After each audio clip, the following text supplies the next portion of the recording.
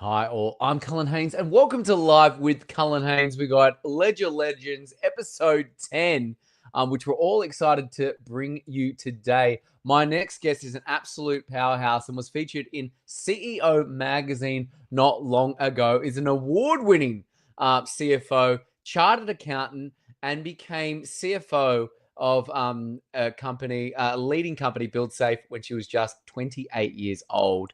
And please make very welcome Miss Tochau Nguyen. We've got Tochau coming into the studio. How are we, Tochau? Hi, good, thank you. Happy Lunar New Year. Happy Lunar New Year. Is it Gung Hei Fat Choi or Gung Si Fat Sai? One of those. I'm not very fluent in Chinese, so I wouldn't be able to correct Well, you. there you go. It is the year of the snake, which I hear brings good luck. So hopefully we have a nice and lucky stream today, Tochau. Yes.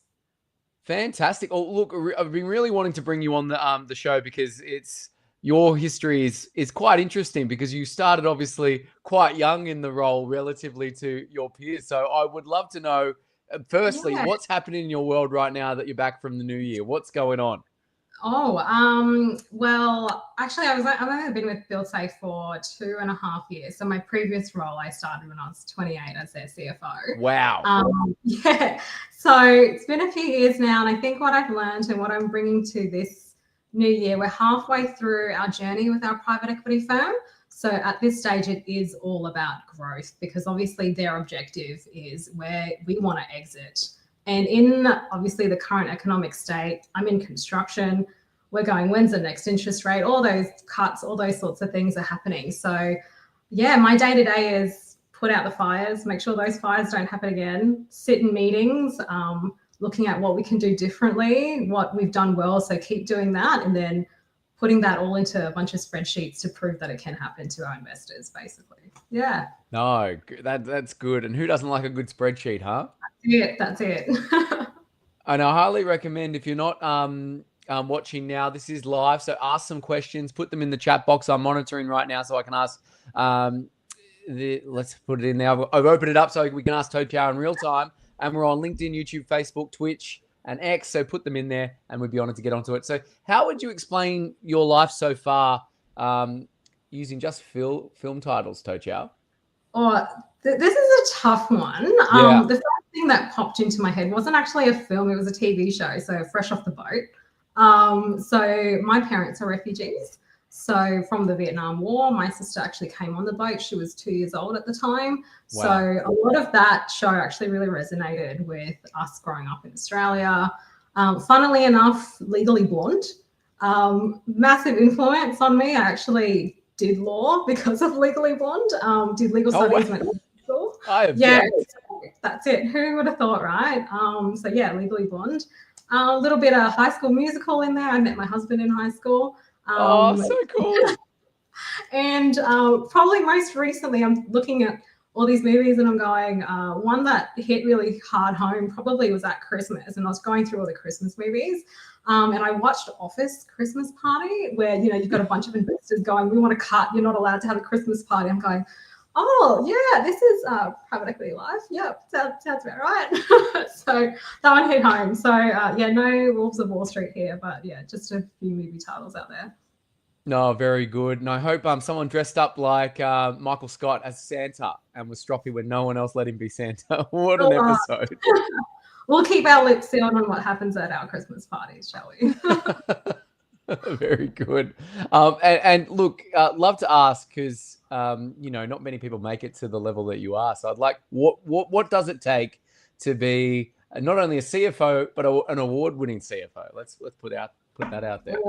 I actually think it's like that care factor. So you've got to care about, the company. So they've always got to think about the best interests of the company itself. You've got a lot of pressure to do things a certain way. You get influenced to do things a certain way. And at the end of the day, you got to go, well, what's right? You got to care about your team because it's not about you as the CFO. It's actually your team that do most of the work and make you look good. So if you've got a great team, pretty much you'll also look good because your team are doing all the work. So I think the care factor there is really important and understanding the rest of your business. So if you don't get how your business actually runs and operates and every single cog, whether it be the guys out in a warehouse all the way through to how the sales are working and the tenders are being done and that kind of thing, you can't really do your job well or strategically. No, it's a good point there, and a lot of insights people can garner there. And I think you put a lot of that in your CEO magazine article. I'd love to know, how did that come about? And yeah, like what was the experience like? And you know, do you get people asking you for autographs on the street and things like that? Not quite. I don't think accountants have gotten to that level yet where we're giving out our signatures and autographs. But yeah, Richard McBride runs the CFO magazine, and pretty much he contacted me and said, okay, like we've met a few times. You need to get onto this magazine. I'm going to do an interview. And at the time, it was just supposed to be like this short blurb sort of thing. Went through it, very similar process like this, where they're just asking me random questions. How did I get to where I was? And then next minute, he's posting on LinkedIn, hey, by the way, you're on the cover. And I'm going, wow. Hang on a second. When did this happen? What photo? Why did you choose my Buildsafe photo? I was like, oh God, this was just taken off my iPhone. So there was all like a really lovely surprise for being on the cover. But yeah, the interview experience and that kind of thing was actually just really validating. I think, you know, you work so hard sometimes that you kind of forget to look back and reflect and kind of take in all the good times that come with it as well. No, it's so important. And how humbling to be on the cover, huh? I bet you've got that framed in the office. Yeah, it's actually behind me. You probably can't see because it's blurred back there, but that's it there. No, so very good. I can see that there. So well done there, Tochau. But like, let's go back to the beginning. Let's cast our mind back a bit. We've got already a few people joining. What sparked your interest in, you know, becoming a CA and eventually a CFO? What is it about the role or the profession that you love? Yeah, so as I said, accounting never really was in my peripheral at all. I actually started off studying law. So I did 2 years of straight law school and just realized, my gosh, I can't read anymore. It's killing me. You mean, I don't know about you, but the amount of legislation you got to go through and case law, I just went, yeah, I need something to wait. There's too much. I need to break it up. So I actually went to my husband's one of his uni classes, which was a business economics class. And I went, my God, how much do I miss numbers and businesses and running companies and all those sorts of things. So I went, that's it. I've got to stop just doing law. So I switched to doing a law and accounting degree. So I've got a dual degree. And wow. And it all just clicked. As soon as I switched over, I think it was just fate. Like I got my internship with KPMG that year. And they offered me a job and I hadn't even graduated yet, that sort of thing. So I just went, oh, it's kind of already chosen for me. I know what I want to do. And then obviously you go into Big Four, you work your butt off for however many hours and weeks and days and years. And then you go, okay, I don't want to be an auditor forever. Like that aspect definitely is not for me. I want to work for a company. I want to make companies better. I want to grow companies. So that's pretty much where it all sparked. Well, I'd love to know, like, Buildsafe, just getting into the granular parts, like, what is it that you do? Like, elevator pitches is a free advertisement for you. Yeah. What does Buildsafe actually do for those joining in who don't know? Yeah, so Buildsafe is a height safety company. So we hire out our gear, which includes scaffolding, to residential builders across Australia. So that's it in a nutshell, scaff for all your houses that you see, all your new builds, your Metricons and Henleys and those sorts of things. What's great about it and what I love about it is that it did start with one guy, one truck in Melbourne, and then it's now grown to a $120 million turnover company. It's private equity backed now. We're hoping to increase that, double that in size in the next few years. And incredible. So it's just a really lovely journey that they've been on. And I'm just glad to be a part of it. That's amazing. And it's been, how long has it been open, or when did it start, Buildsafe, back in the day? 21 years ago. 21 years ago. Oh my goodness. Yeah. So our family business ridden all the waves. My goodness. That's it. Fantastic. So be sure to check out Buildsafe. I've got the ticket down there in the website as well. So please look into that. Switching gears a little bit, making it a little bit fun. What is one surprising skill that you have, Tochau, that has helped you in your both legal and accounting careers? I'm not gonna lie, it's probably public speaking. I did a lot of public speaking while I was at uni, being a student ambassador and that kind of thing, and going out to schools and talking to kids, not necessarily about accounting. I don't think anyone dreams about being an accountant. But going, have you ever thought of maybe doing, uni for the first time? So I think that really sparked it. And I have to admit, you do talk a lot when you're a CFO. You've got to have that confidence in a boardroom so that directors, investors, they all got to trust what you're saying. Sometimes, someone will say something that's a bit anecdotal. They'll turn to me and go, prove what that person just said is correct, kind of thing. And I'm there, okay, quickly on my laptop, showing it on screen. This is what they're referring to. It's not anecdotal, it's this. So yeah. You have to prove the concepts that people are dropping, right? Pretty much, and in 2 seconds. Find it now. Come on. Yeah. Find it yesterday. You should have had this prepared, and you should have known what all the questions were to begin with. Yeah. Come on. Well, maybe this feeds into that last part. What is it to be at the top of your game in business for you? What does it mean for you to be at the top of the game? Is it being able to draw things quickly or think on your feet? Is it public speaking? What is it to you there, Tochau? Yeah, I think it's not being stumped by any question that's thrown at you and being honest in your answer, because they'll know if you're lying.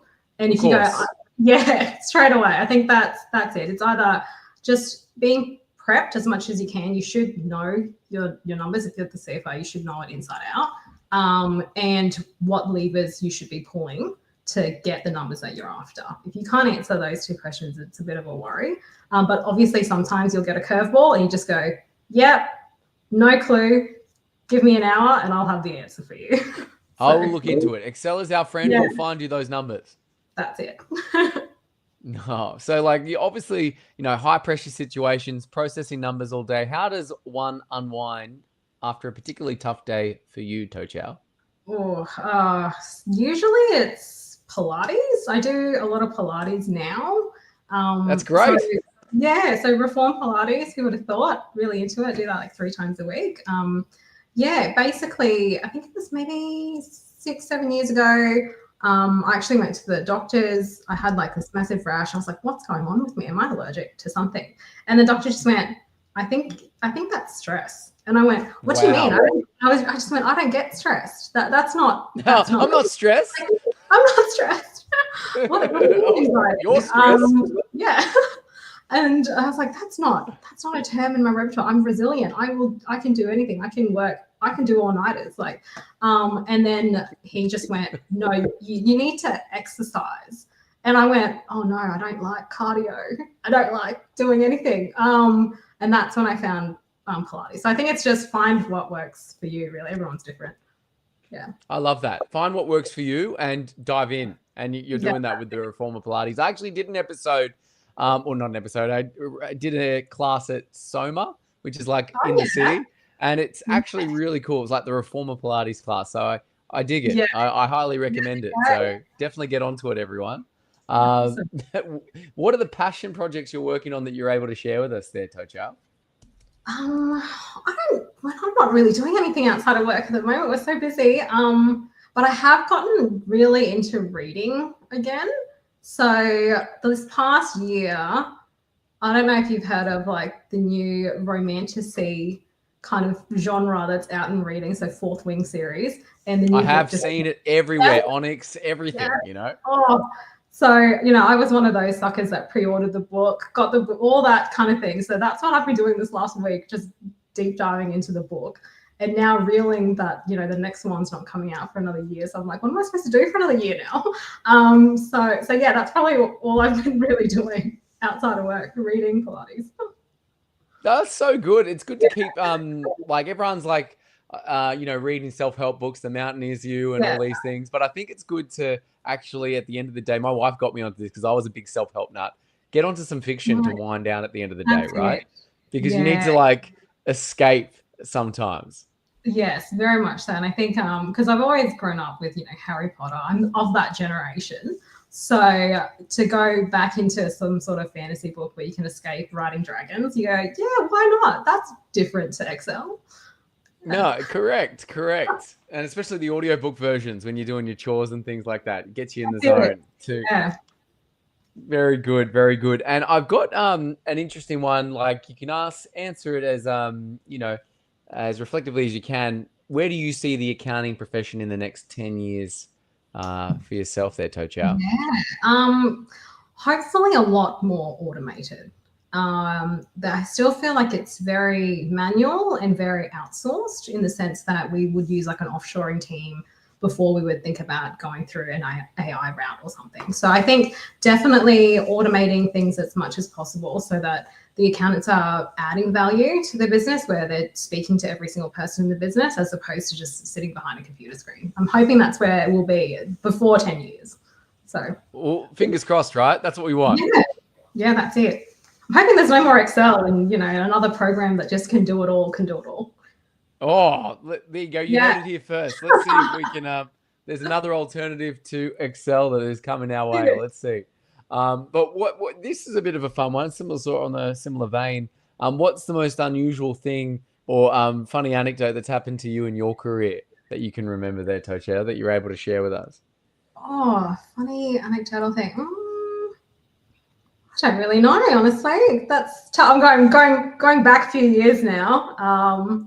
No, I don't think there's anything funny or anecdotal. I think it's always just been always lots of work, but always getting asked weird questions. I think because I'm quite trustworthy. People come with me with a lot of personal stuff too, like tax stuff. And I'm like, you do know I don't know a lot of tax. I'm definitely not the person to ask about this. And then sometimes I'll refer them to my husband. My husband's a tax accountant.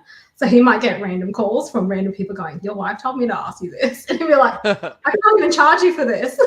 So my wife says I should talk to you. I've got a massive tax debt. What should I do? Yeah, so nothing really, but probably because I got married quite young, because we've been together for so long, I think the first kind of hint of, oh, people get asked questions like this. It's like, oh, when are you having kids? Are you going to stop working, going on maternity leave? And I just went, I'm not getting married for like 6 months. Calm down. and also like we don't plan on having children. So like you're good, don't stress kind of thing. I work a lot, so you'll be fine. So I think that was kind of the first sort of thing I kind of went, oh, people do get worried about this from a business perspective and what does it mean for continuity of a business and all that sort of stuff. Yeah. And succession planning and all that kind of thing, right? Yeah, that's it. Oh, but very interesting, very interesting. And talking about the workplace, it could be the workplace or your personal. Like, has there been an influential mentor for you? And yeah, why are they that way in your mind? Would you say? I'd probably say my mum, to be honest. Like I'd mentioned before, I come from a refugee background. And I look back now, and mum worked so much. She had 2 jobs at least at one time. And so I think that's where my work ethic comes from. But you just don't realize, because I was born in Australia, so I've got like a lot of privilege. I just don't even think of what she had to go through. So learning a new language, having to do 2 jobs. She knows how to drive a manual car. I don't even know how to drive a manual car. So all these things that she had to learn when she came to another country from escaping war, and you just go, oh, I just really struggled with, chemistry at school. So it puts it in perspective, right? That's it, yeah. And then from that, obviously my sister as well. I've got 2 older sisters. They're both a lot older than I am, 13 and 10 years. So I think that helped me mature a little bit sooner, mainly because I was just trying to keep up with them. But my sister opened up her own law firm probably over a decade ago now. So that in itself, now that I reflect back, that was such a massive risk going out on her own. It's about 12 years ago, and she's like an IP lawyer. So I kind of went back then as well. IP wasn't that huge in Australia. It's obviously grown massively. And I just think, oh, she was really above the trend at that stage. And good on her. Shout out to your sister. Who's your sister so we can send some business her way? Yeah, Lynn Law. So LINHLAW. So Lynn Law, if you need any IP. I love the alliteration. What a name, huh? I know. Yeah. So if you are not connected with Lynn, go and check her out at Lynn Law, please. You heard it here first. IP lawyer who predicted the trends. So there we Yeah. go. Well, what would you like to see? Look, casting them on from law to accounting. What do you want to see change in it, ideally? Like, what would be the thing that you, if you could change something about accounting or your role as a CFO, what would it be? Probably the perception of what Yes. an accountant does. I think Yes. everyone is kind of bookkeeper. They'll do your tax. Bean It's very, counter. That's all they yeah, do. that's it. And I just go, you know, my team does a lot of the work, and I sit in a lot of meetings and we talk about the business, what we're going to do, what customers we're going to target, how we're going to do that, all those sorts of things that people don't realize an accountant would do. And that traditional landscape has changed so much. So I think it's just perception, really. There's so much more that we can do than just your end of month kind of thing. I don't even do anymore. So yeah, it's funny when people are like, how's end of month going? And I'm like, oh, I can talk to Nathan, finance manager. Don't talk to me about it. We're all good. Yeah, we're all good. We don't need to talk about the end of month. It's all good. Yeah, we're all good. Shouldn't be a surprise when end of month comes. Yeah. Of course, of course. Yeah. If you're keeping your finger on the pulse, as it were, with everything That's going on. it. Any lessons for young professionals starting their legal, accounting, or otherwise career? Tuning in or rewatching this or re-listening on the podcast?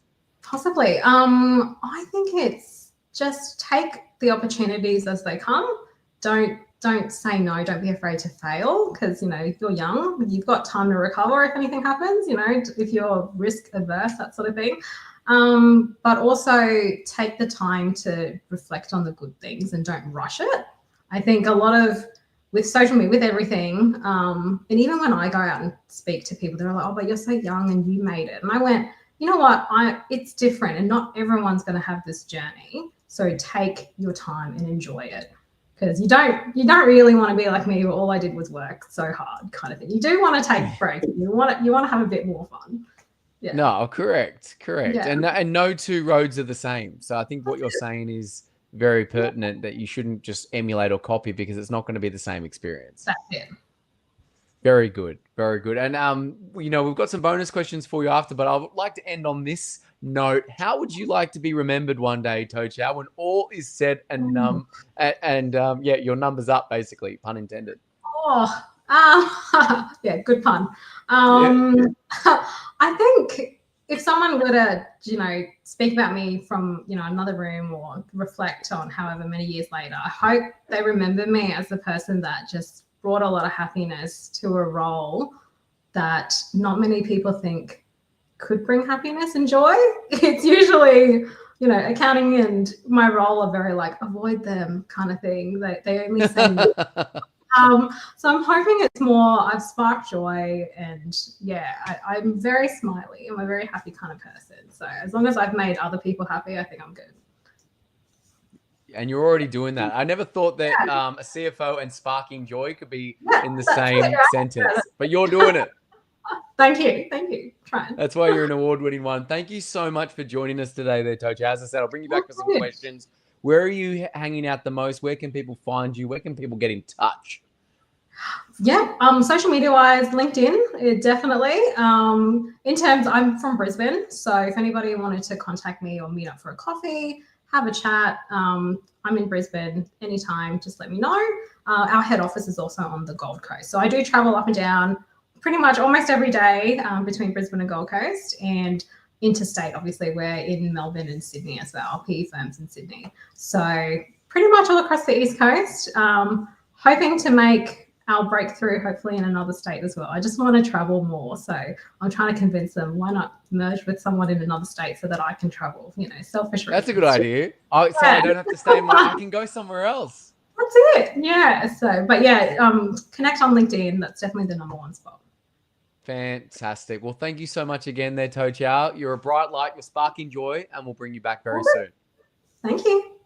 Thank you so much. And if you are a Ledger legend or know someone who is, or a legend of law and want to be on the Law Live show, Live with Cullen Haynes, please get in touch. We come out most Wednesdays and we broadcast live in person, and we put it to our podcast and upload it wherever you get your podcast. So thank you so much for tuning in. If you're re-watching or re-listening, thank you so much. And proudly brought to you by Accounting Home Loans and Legal Home Loans, the Ledger Legends and Law Live. And we've just come out with my new book, Laws of LinkedIn, #1 bestseller on Amazon. if you're not against it, please feel free to give it a cheeky read. And the Kindle's out, and hopefully the audiobook too. But let's see what Audible do. Fingers crossed they release it soon. But nonetheless, bye for now, everyone. Take care. Bringing you back, Tochau, got some bonus questions for you. If you could explain your role to a 6-year-old child, how would you go about doing that? Oh, that's so tough. I help lots of businesses by entering lots of numbers into squares on a computer. Wow. That's pretty simple, though. Entering numbers in squares. That's all you do. That's it. Yeah. Telling good stories. Tell good stories. Good one. Good one. If you've had a pet or you do have a pet, how would they describe you? They probably think I'm really lazy because I don't move from my computer. It doesn't move. Yeah, pretty much. Not giving me any attention. Yeah. So funny. And last but certainly not least, this is a good reflective one as well. If you could give yourself advice at any age and go back in time, what age would you go back in time to? And what would the advice be that you'd give yourself? Probably it was around 27, nearly 28 when I took on that CFO role. So right before then, I was in another role. I was going to take, and I left that role. I was only in it for 4 months and I left. Okay.